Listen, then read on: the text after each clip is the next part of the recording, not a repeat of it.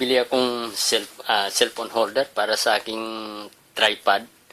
Napakamura lang nito. Kaso ang problema, kailangan dalawa katao ang mag-ano nito. Isang bubuka, tapos isa ang magsasaksak ng cellphone. Yan.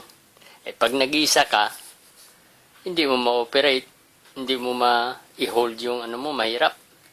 Ngayon, pag ako'y nahihirapan, gagawa ng paraan. Ganito yon. Ito gamitin ko to. Alam mo, locksmith tayo, so marami tayong parts ng double profile ng mga sira. Ang gagawin ko ay ipoporma ko siya rito. Ganyan. Lagariin ko yan. Tapos, ito ngayon, itong gagawin ko na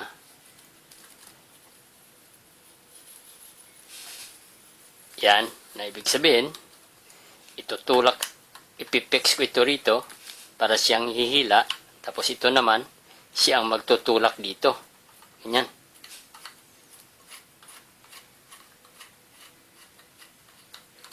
Ganyan. Para pag iniikot ko to, aabanti ito. Yan. Or aabanti atras pala. Ayan. Habang ito tumutulak dyan. Ito nakapix dito. So, yan ang gagawin ko ngayon. Ang i-forma ko muna. Kailangan pareho yung niya. Yung position. Ganyan. Yan. Yan, position ko yan. Lagariin ko, putulin ko yan. Putulin ko rin yan. Tapos ito naman sa gilid, ilagyan ko rin ng, halimbawa, adjustment na lang. Yan. So,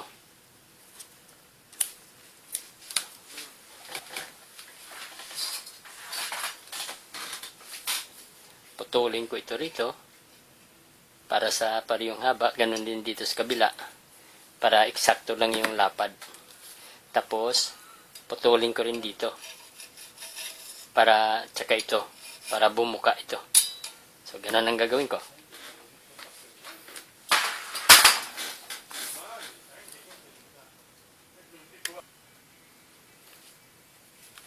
Okay, ito na ngayon ang kalabasan. Tapos kung nilagari rito, ayan. Tapos kinat off ko rito. Tapos ngayon, ang pwesto niya nakagano na. Ayan. Ngayon, ginawa ko para ma-attach ko siya dyan, dito. Barina dyan. Barinahan ko dyan. Yan. Tapos dito, barina yan. Ayan, ayan. Naputasan ko na. Ayan, ganyan. Tapos, na-cut off ko na rin yung gatla dyan, no? Para mag-lock siya rito sa, dito. Ayan, ayan. Ganyan ang pwesto niyan. Ayan. So, i-screw ko siya ngayon dito. Ayan, may nakahanda na akong screw rito.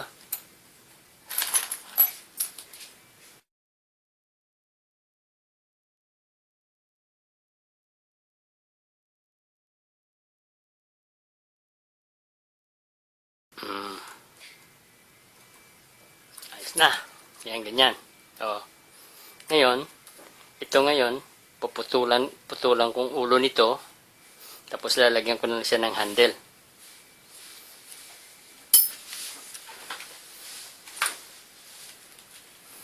Yan, gaya nito. Yan, naputulan ko na yun ng handle. Naputulan ko na ng ulo. Yan. Tapos ito, nilagyan ko ng thread para pumasok siya rito. Yan, para dito. Yan, para maganda, lagyan ko ito ng, para hindi siya matanggal na, lagyan ko ng epoxy yan.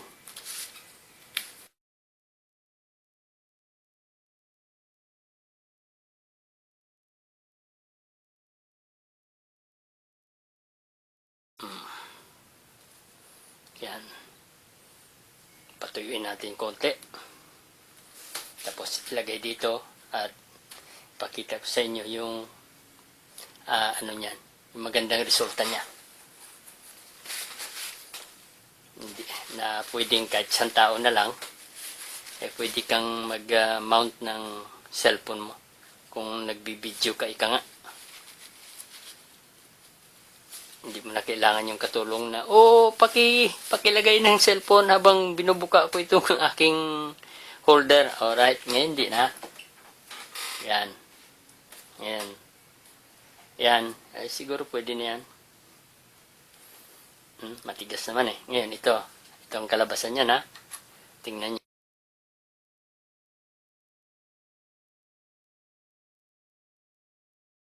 Cellphone dyan. Yan. O, yan. O, isara mo na siya. Anuhan mo na siya. O. O, kapit na yan, o. Release mo lang siya rito. Wala na. O. Diba? O, yan. Ganyan ang holder na ika nga, o. Kung gusto mo naman i-release, ikaw rin mag-isa pwede. Ano mo lang yan. Screw mo siya. Tanggal mo na. O, di ba? Ganun lang ang pag-improve ng isang bagay na mumurahin. Tapos pagandahin mo yung function para sa pakinabang mo siyempre.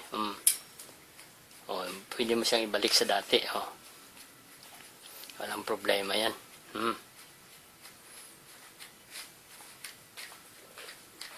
Hindi, o. Di ba? Ganun lang, mag-isip ka ng nakakabuti sa at nakaka-improve sa ika nga sa pangangailangan mo. Okay? So, okay mga bro, mga kapwa kong vloggers.